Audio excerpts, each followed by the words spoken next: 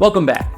Now you're thinking, okay, I'm interested in this whole marketing and advertising thing, but how do I get started? First, you've got to understand how the consumer behaves. Then you've got to make sure you've got a strategy that appeals to that consumer at every stage of his buying journey. Here's the buyer's journey, or the buying funnel. It's a graphical depiction of how you'll first acquire an audience, then convert those audience members into loyal repeat customers of yours. The most important thing to remember about the buying funnel as a business, you can't skip the steps. Why? Because your target audience can't convert into paying customers, the conversion stage, if they've never heard of you, the branding and awareness stage. There is a digital marketing solution at each stage in the funnel. The key is to already be running a marketing campaign at each of the stages, so that you can continue the cycle of gathering new customers and reconverting current customers. At the top of the buying funnel, the widest opening and therefore the one encompassing the biggest audience is branding and awareness. The branding and awareness step is the most important in getting started in marketing. It's the first stage of converting your potential customer into your paying customer. The strategies you employ here will introduce your business to your audience with the right frequency and messaging. Frequency is how often your audience will see you, and messaging is what you're saying to them.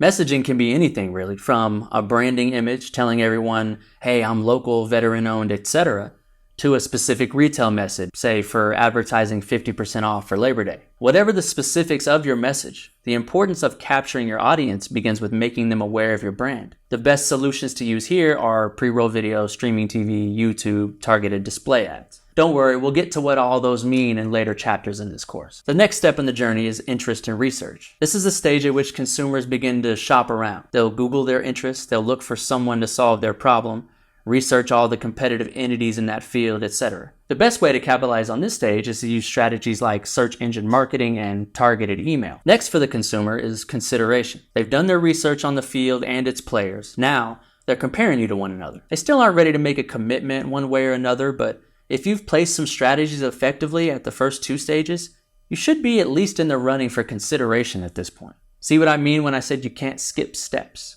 The best things to be running here are definitely retargeting and an effective organic social media presence. Again, don't fret, we'll go over all this in later chapters. Now, intent. And this is where it gets real. This is where the customer starts to interact with your business directly. They may submit a contact form through your website, call your business directly off your Google business profile, or send you a direct message on Facebook. Here, you'll want to be doing some search retargeting and behavioral targeting. Lastly, and really the ultimate objective of any business, conversion. This is where we turn your target customer into your paying customer. Your target customer actually conducts a business transaction with you.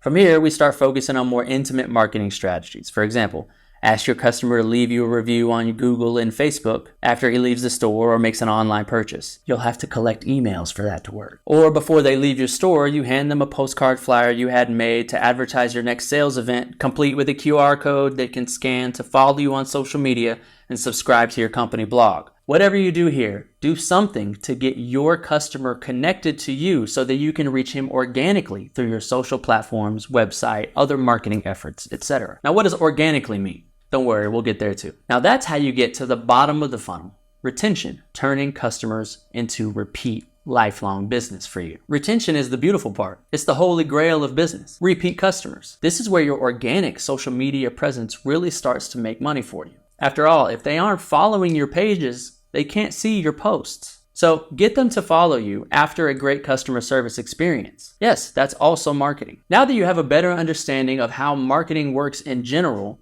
we can get into how we can utilize these online tools to help pull those customers down that funnel and conduct a business transaction with your company. In our next chapters, we're going to dive into what each of these solutions and strategies means and how each of them works one by one in detail so we can decide which of these are best for your business. I'll see you there.